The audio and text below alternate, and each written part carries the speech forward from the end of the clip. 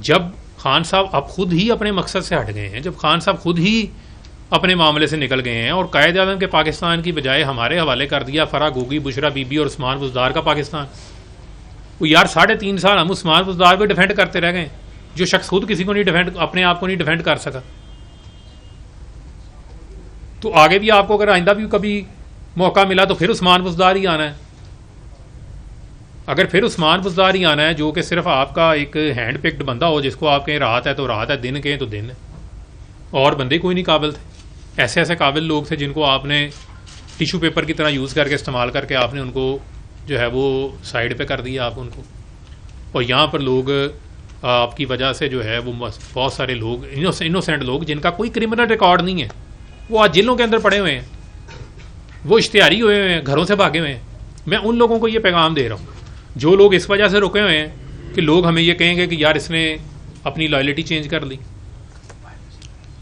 مشکل فیصلہ ہے، لیکن آپ کو ملک کو سامنے رکھنا ہے، آپ کو اپنی ریاست کو سامنے رکھنا ہے، آپ کو ملک کے مفاد کو سامنے. بلیک ہولز تو آپ کے اینڈ کے اوپر موجود ہیں، ان کے جوابات بھی نہیں آپ دے رہے. ایک طرف آپ وائلنس کی پالیٹکس کو پروان چڑھا رہے ہیں، دوسری طرف جو ہے وہ آپ کا ہائی مورل گراؤنڈ بھی آپ کے پاس موجود نہیں ہے، تیسری جانب جو ہے وہ آپ ملک کی سلامتی کے اداروں کو جو ہے وہ آپ ان کے ساتھ ہیڈ آن ان کو ٹیک آن کر رہے ہیں. یار کو سمجھ آتی ہے، کوئی ملک کا دشمن کرے، کو بھارت کرے یا کوئی اور کرے تو پتہ لگتا ہے یار یہ ہمارے دشمن ہیں. اب یہیں پہ بیٹھ کے اب سوشل میڈیا پہ جو سوشل میڈیا پہ لوگ ہیں، جو پاکستان کی یوتھ ہے، میں ان سے آج بات کر رہا ہوں، ان سے یہ سوال کر رہا ہوں. آپ یقیناً اب میری پریس کانفرنس کے ڈفرینٹ پرسپیکٹو آپ لے سکتے ہیں، لیکن یہ سوال میں آپ کے سوچنے کے لیے چھوڑ کے جا رہا ہوں کہ آپ اس کو سوچیں ٹھنڈے دماغ سے، کچھ وقت لیں، حقائق کا جائزہ لیں کہ کہاں کہاں پہ جن تضادات کا میں نے ذکر آپ کے ساتھ کیا ہے کیا وہ تضادات موجود ہیں یا نہیں موجود. میں نہیں آپ کو کہہ رہا کہ آپ اس پارٹی کا ساتھ دیں یا آپ اس پارٹی کا ساتھ دیں یا نہ دیں. آپ کو میں جس پارٹی کو آج جوائن کرنے جا رہا ہوں اس کے بارے میں ابھی میں آخری 2 منٹ بعد اس پہ بات کروں گا، وہ میں پیغام آپ کو بعد میں دوں گا. لیکن آپ پہلے یہ تو سوچیں بھائی کہ ملک اگر باہر سڑک پہ کسی کی گاڑی جلی ہے تو وہ بھی کسی کی ہے.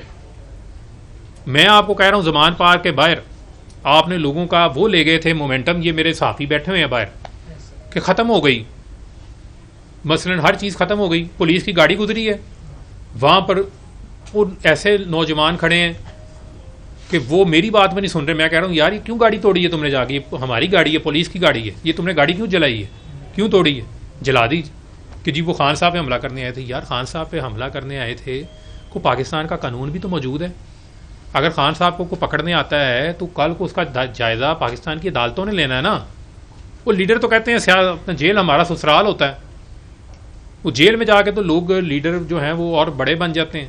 آپ کہتے ہیں کھلے دل سے جی میں ٹھیک ہے میں جانے کو تیار ہوں، اپنے مقدمات کا سامنا کرتے ہیں، لیکن آپ اس نہج کے اوپر لے گئے جہاں پر آپ نے لوگوں کو یہ بھی بلا دیا کہ آپ ملک کی سلامتی کے اداروں کے اوپر چڑھ دوڑیں، ملک کی سلامتی کے اداروں کے اوپر چڑھ دوڑیں. یہ میں سوال چھوڑ رہا ہوں وہ ہماری اس نوجوان یوتھ کے لیے جو پڑھے لکھے ہیں، جو اپنی محنت کر کے کماتے ہیں کھاتے ہیں، اپنے مزدور ہے جو اپنے بچوں کا روزگار لیتے ہیں، کہ ہم صرف اور صرف حقائق کو چھوڑ کے ایسے بیانیوں کے پیچھے نہ لگ جائیں جس سے ہم اپنی ہی ریاست کے خلاف ہو جائیں، ہم اپنے ہی اداروں سے جو ہے وہ لڑنے نکل پڑیں.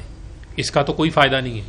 بات کے اوپر ان کو یہ زیب ہی نہیں دیتا تھا، یا وہ پہلے دن آ کے بتا دیتے کہ میں نے گھڑیاں لی ہوئی ہیں یا توشہ خانہ سے میں نے یہ چیزیں لی ہیں، کسی کو معلوم ہی نہیں ہے. میں نے اس وقت کے کیبنٹ سیکرٹری سے پوچھا، ویسے ہی بائی دا وے میں نے ان سے پوچھ لیا، میں نے کہا جی یہ کوئی ایسا کوئی معاملہ ہے؟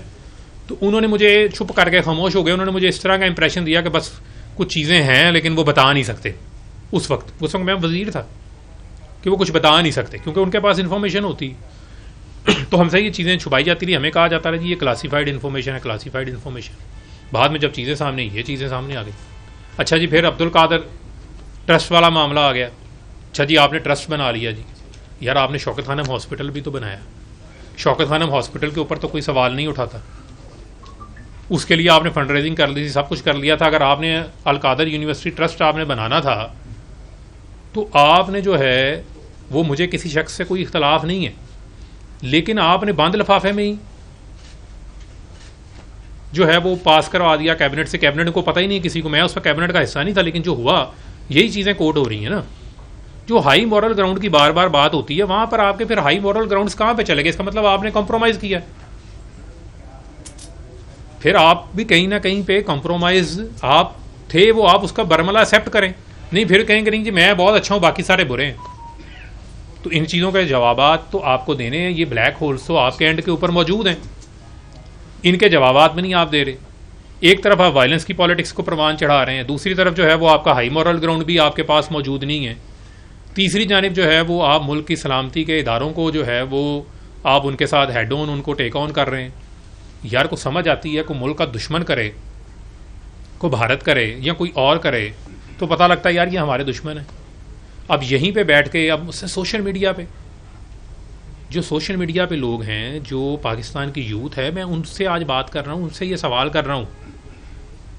آپ یقیناً اب میری پریس کانفرنس کے ڈفرینٹ پرسپیکٹو آپ لے سکتے ہیں, لیکن یہ سوال میں آپ کے سوچنے کے لیے چھوڑ کے جا رہا ہوں کہ آپ اس کو سوچیں ٹھنڈے دماغ سے.